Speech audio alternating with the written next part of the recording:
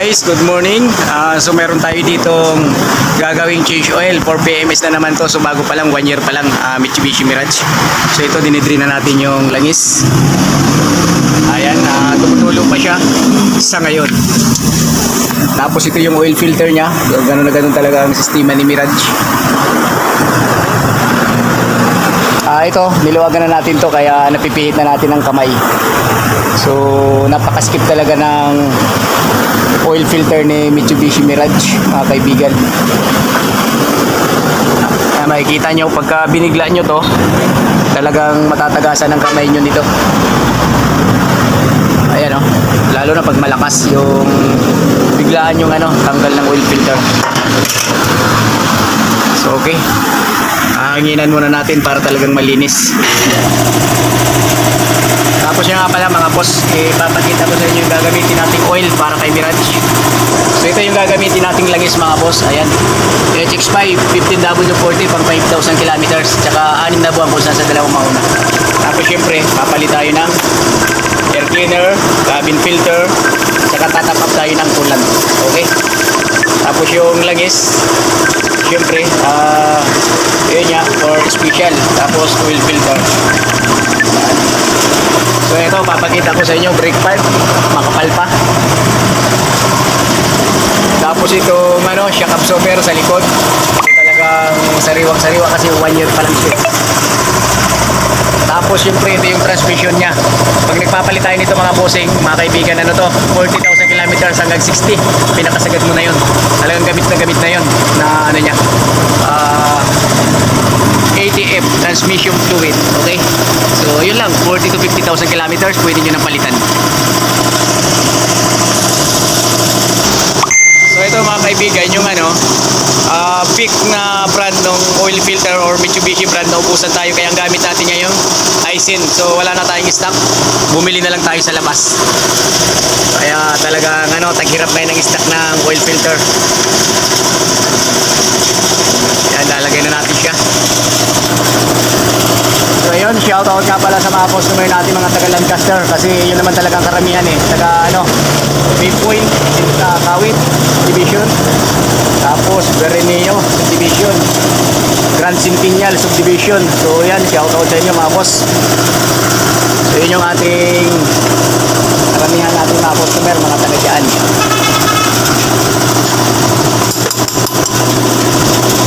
Siyempre sa paglagay ng oil filter, pwede naman itong hand tie. Kaya nga lang siyempre maniligurado lang tayo mga kaibigan, kasi mahirap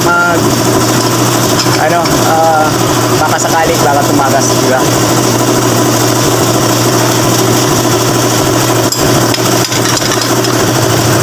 Mahirap pag baka sakaling okay na tapos hindi pa tumaga. Tatanggalin muna natin filter rinse natin, talagang kumapit. So ito guys, maghihigpit tayo ng mga gulong ng tornilyo para for check up lang.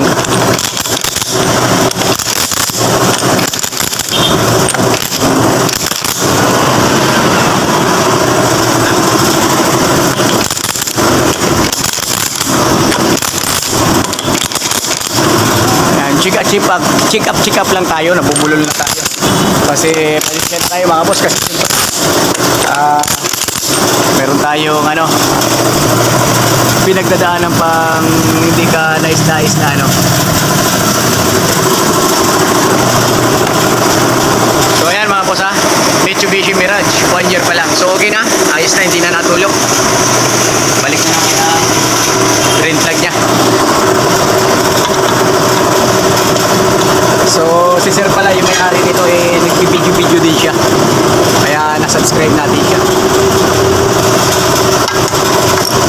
Kaya gumamit tayo dito ng socket wrench 17 saka ratchet. Okay, so ayos, nahigpitan na. Ganun lang kadali mga boss ang PMS or check up, diba? So ito, ibababa na natin sa lifter si Mirage. So alam niyo mga bossing, ito simpleng pangarap lang naman to gusto natin magkaroon ng kotse, Mirage o kaya Toyota Vios, Toyota Wigo, ayan. Okay na sa atin yan sana. At saka syempre ang gusto ko sa sasakyan ng kulay white. Puti talaga maganda. So, kasi ano pang ano ang puti decent tingnan. Ayan, good morning sa ating mga customer. Magandang araw mga kaibigan. Dito lang tayo sa Shell, Kawit, Centennial. So ito yung ating munting service. So okay guys, ayan mga brother, ilalagay na natin yung oil ni Mirage. Ayun kahit walang imbodo, pasok na pasok talaga So ang capacity nga pala ni Mirage mga boss, 3 liters kasi 3 cylinder lang naman siya. Tapos syempre unang-una yung oil filter, every change oil po ay magpapalit talaga nun. Kailangan talaga mga boss, every change oil palit yung oil filter. Okay? So hindi po pwedeng mga brother na hindi tayo magpalit ng oil filter kasi parang hindi tayo nag-change oil nun. Ayan, si Mirage capacity niya. So ito guys, pangatlo na to na kanyang langis. Sali na natin. 5,000 kilometers ang kaya niyang itagal. Every 5,000 o kaya 6 na buwan. Yan, tapos papalit tayo ng mga filter, cabin filter, air filter. So lalagyan natin si Mirage.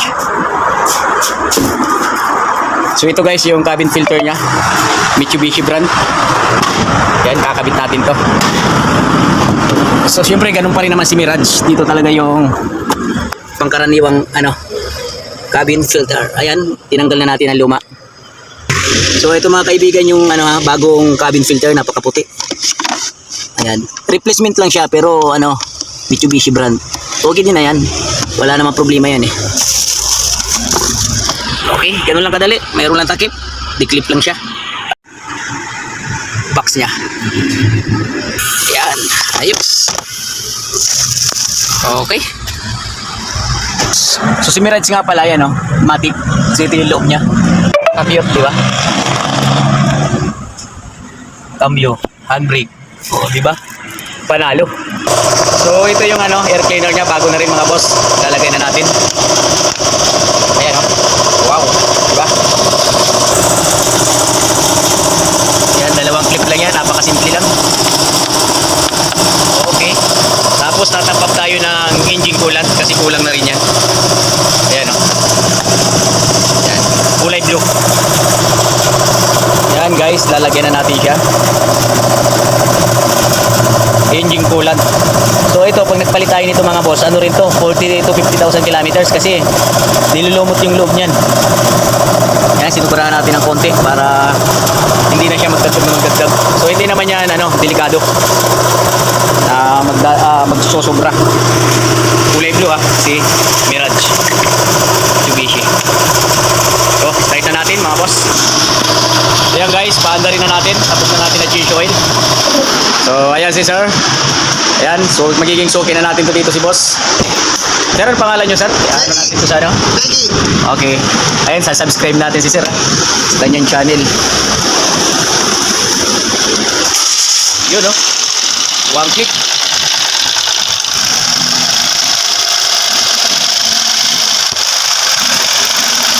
Ayos na ayos. So yung battery mga 80% pa to. Ayan, yung brake fluid nya. Tapos ito yung sinasabi ko sa inyo, transmission fluid mga boss, 50,000 to 60,000 kilometers sa ganyan. Tapos yung coolant dadagdagan na natin. Yan, maganda pa yung kanyang brake fluid, transmission fluid, bago na air cleaner, cabin filter. So talagang kondisyon na. So yan mga kaibigan, tapos na. Yan guys. Yan, thank you sa panonood. Yan, next vlog na lang uli. Ayan mga boss, naikabit na natin syempre yung kabit niya. Yan, okay na. So natapos na natin gawin yung Mirage for change oil. Yan, syempre napakaganda ng loob ni Mirage. Na siya, talagang panalo. So ayan, paki-follow, subscribe ng ating channel, Jess Mechanic. So mga boss, ito nga pala i-reset natin. Ito yung kanyang mileage, 12,329. So itong range na to, i-reset natin yan. So ito, panoorin nyo paano pag basic reset. Mano-mano. Press, trip A, trip B. Tapos pag lumabas na yung range na yan, pahaba na siya. So yan mo na lang siya, long press mo lang siya mga boss.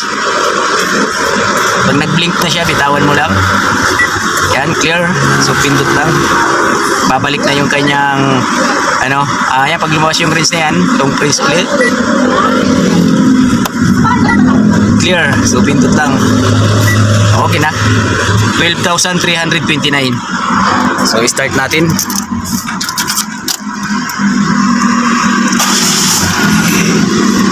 Okay.